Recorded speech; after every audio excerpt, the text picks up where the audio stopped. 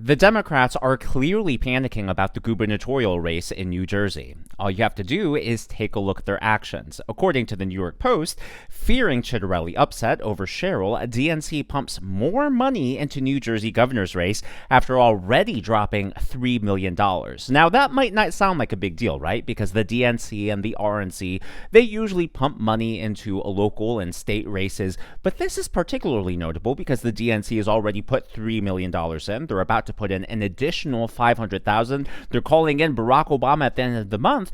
But consider the context here. The DNC at this point only has $12 million in its bank account. So they spent $3 million, basically a quarter of that. Now they're about to spend another $500,000. That means that the DNC, the Democrats, are really worried about the race, and they're basically scraping coins out of the couch cushions to drag her across the finish line. You compare that to the RNC, which as of this video, has $86 million in the bank. That is a big deal because usually in off-year elections, and especially this year, it's not as if these are the midterms, right? Usually the party out of power is the party that has the energy, and you're just not seeing this time. And it's really notable when you consider that the DNC and Kamala Harris spent over $1 billion last year, and she couldn't even win the race. So the fact that the Democrats are really scraping by everything they can, and they only have 12 million compared to the 86 million that the Republicans have. It really shows you where the energy is right now and where it's not. Well, it's not just the financial numbers, it is also the polling numbers. So according to Real Clear Politics, Mikie Sherrill's lead has actually shrunk. She is only ahead by 4.1 percentage points right now. And while that might seem like a big gap between her and Jack Ciattarelli, it's actually a pretty small gap, especially when you consider the last time that Ciattarelli ran, the Real Clear Politics average underestimated him by 5 percentage points. Exactly 5 percentage points. So assuming the polls are underestimating him again this time by that exact same amount, he should win the race by almost 1%. Now, of course, there's no guarantee that the polls are underestimating him again, but if we take a look at the most recent ones, my favorite one out of all of these is Trafalgar Insider Advantage, and you can see it only has Sherrill up by 1%. So it's well within the margin of error, which is 3.5%, which is great news for Jack Ciattarelli. I know a lot of you who watch and regularly comment, a lot of people in the comments love Rasmussen reports. Rasmussen has this as 46 for Sherrill and only 40 for Ciattarelli. So those are sort of the two large polls there. Now, as I alluded to earlier, the Democrat Party is also bringing in Barack Obama, and Obama, ever since he left the White House, he's tried to take a back seat, right? He doesn't really like to get involved. And in fact, when Hillary Clinton was running, he really tried to stay away from the campaign trail. It's only been in the last few years where he's attempted to come back into the spotlight and really help candidates out. And that right there, whenever they bring out Barack Obama, it's the Democrat Party's version of bringing out the big guns. That's how you know that they're in trouble. And they were discussing this on Fox News. Barack Obama is coming out for Mikie Sherrill. That'll be the final weekend of the campaign on November the 1st. She's clearly bringing out the big guns. What do you make of that? What it tells me is that they're struggling here in New Jersey. I've been here today with Jack. This is the third stop today. I got to tell you, the energy is off the charts everywhere that we've been. And so if she's got to bring in the former president, what that means is she's in trouble. But she's going to find out, just like Kamala Harris found out, that if you bring them in, it doesn't matter. You're still going to lose because she doesn't have the solutions that the people of New Jersey need. Exactly. And part of the reason why so many people are interested in the New Jersey race as well as the races in Virginia is because people are trying to read these as tea leaves, right? They're trying to look at where the indicators are for the midterm elections next year. Like I said earlier, usually the party out of power wins, but a lot of people are wondering, hey, is next year going to be an exception? And even if it's not an exception, is Republican, is conservative, is independent enthusiasm high enough to prevent a blue wave and maybe turn it into more of a blue trickle? Well, so we have the bad polling numbers for Mikie Sherrill, or at least, obviously the polling numbers are in her favor, but they're still within the margin of error, and they are still smaller than last time when they underestimated Jack Ciattarelli's performance. And then you have the financial troubles of the DNC. Now, they're also worried about minority demographics, which the Democrat Party usually has relied on. So this isn't even from a conservative-leaning news source. This is from their own media. According to NBC News, Democrats grapple with concerns about black voter turnout in New Jersey. Representative Mikie Sherrill says her campaign is taking no one for granted, as some Democrats acknowledge there are concerns about black voter turnout for the governor's race. And it's not just, what we've been seeing so far in regards to the vote by mail returns, but even Fox News was on the ground and they were going to barbershops, and stop after stop after stop, you had black voters overwhelmingly saying that they were going to back Ciattarelli. Now, of course, in the grand scheme of things, they're realistically going to still break for Mikie Sherrill when all is said and done. But any way that the Republicans can chip into the Democrat advantage, I mean, it's going to be death by 1,000 cuts, right? Electorally speaking, you don't need a landslide in any one demographic. It really is a coalition that you're trying to build here. And Jack Ciattarelli has done just that. Take a look at all of these endorsements he's gotten from Democrat politicians, elected Democrat politicians in the state. And what's notable here is most of these endorsements are actually in the northeastern corner of New Jersey. And the northeastern corner of New Jersey is the most blue spot. So the fact that Jack Ciattarelli is raking in those Democrat endorsements there is a big deal. On top of that, it's not just those endorsements. It was just revealed today, right before I turned on the camera to make this video, that Jack Ciattarelli has gotten 12 Democrat mayors to endorse him in the state. Another reason why people are excited are because of the early voting, the vote by mail returns. So here you have all the data for the counties in New Jersey, and then the mail returns started coming in around the 2nd of October, and we have the data through yesterday, which is the 24th. Now, when all is said and done, Democrats still overwhelmingly vote more by mail than Republicans, or compared to Republicans. So here you can see that Democrats requested over 500,000 ballots.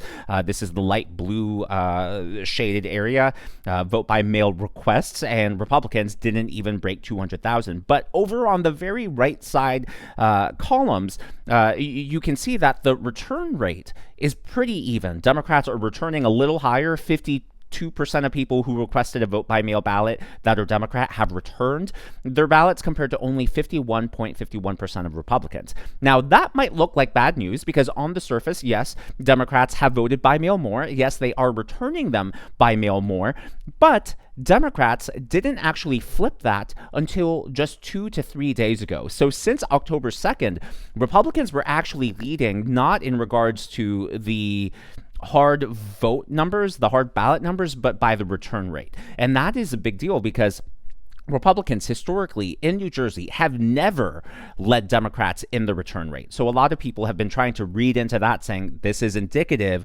of the enthusiasm in, between the two parties. And if Republicans are that enthusiastic to make history as far as the return rate in New Jersey, then what does that say about what it's going to look like once early voting starts, once in-person election day comes around? And I think that logic makes sense. Hey, if Republicans are just as fired up to vote by mail, wouldn't they be even more so in person, or even more for early voting? And according to the New Jersey Globe, which is one of the local papers there, they're talking that this is going to be a high turnout election. It's already at 7 percentage points. This election isn't even until the first week of November. We're already at 7 percentage points with almost 425,000 ballots cast. So this is going to be a big deal. Usually, like I said, in off-year elections, it's only the party that's out of power that's enthusiastic. So here, this is really unusual to see both Democrats and Republicans really enthusiastic. And look, it is very likely the signs, if we're still just going technically by what's on paper, by the polling, and I get a lot of people don't trust the polling, but if we're just taking a look at the hard numbers, yes, it looks like Mikie Sherrill is the favorite, but if this is as close as it looks like, and it's looking very close, I think it's a promising sign for the midterms next year, and hey, it could all come down to turnout. And if it does come down to turnout, Ciattarelli could end up winning. Now, Ciattarelli is barnstorming the state today. He's headed to a lot of places close to the early voting sites. Now, of course, there are rules. You can't, go into the location. You have to be a certain number of feet away. But he's holding these mini rallies, and they are packed. People are showing up. Just take a look at this one. Let's finish strong over the next 10 days. Get everybody in your sphere out to vote. Let's win this election. Friends, don't let friends not vote.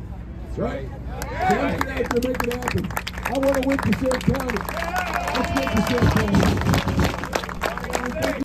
It was a blink and you miss it kind of moment, but in case you missed it, that right there in the corner was, drumroll, Scott Presler. The Democrats may have Barack Obama as their secret weapon, but our secret weapon is Scott Presler. And I don't know about you, but I personally would rather have Scott Presler on the ground in New Jersey campaigning for Republicans and just good candidates all around than Barack Obama giving a way overpriced speech. Now, before we get into the last data points, I would like to acknowledge the members of today's Governor's Club. They are Jeremy 2001 Happy and Linda O. Chan. These are people who give tips and super thanks to the channel. I'm glad that you enjoy and I'm glad that you're here. Now, another piece of data that has a lot of people, looking really closely at this race is the change in registered voters in the state. According to the New York Post, New Jersey GOP voter registration numbers surge ahead of hotly contested governor's race. So Republicans have actually increased their party registrations in New Jersey by 31,000 new voters. Compare that to Democrats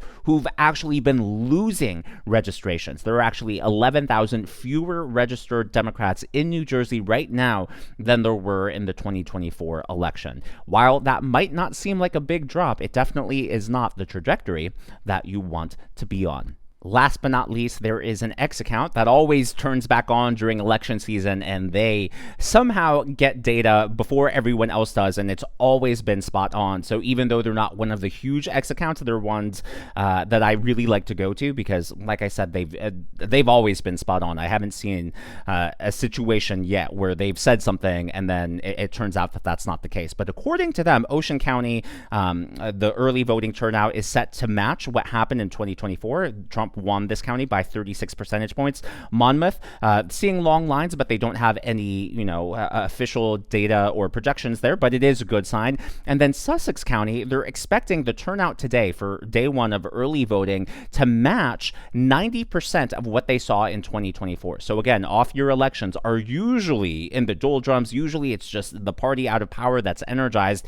But here, to see turnout as high as it is tells you that both Republicans and Democrats are excited, passionate about these races, and are getting involved. Now, even though Ciattarelli is performing well in the counties that Trump won, they are, Democrats are seeing success in places like Essex County, which Harris won by 45%, and they were thinking at first that Essex County was going to be a bust, a big disappointment, but apparently the lines and people have started showing up as the day has gone on, and if the pace continues as it has been since early morning, the first day of early voting should exceed 100,000 voters in New Jersey. As always, though, all of this is just my analysis and commentary. That's what's happening in the world of politics from my point of view, and I would love to hear from you. So what do you think? Do you think Jack Ciattarelli actually stands a chance in New Jersey, or do you think it's just all hopium and copium? Let me know your thoughts, your predictions down in the comments below, and hey, even if you disagree, just let me know why. I'm always open to discussion, debating. It's something I love to do. So yeah, let me know your predictions and what this race looks like to you. If you haven't already, please be sure to leave me a thumbs up. I know it's a simple thing to ask for, but it really does help me reach more viewers like you in the algorithm. Be sure to smash that subscribe button and to check out one of these videos.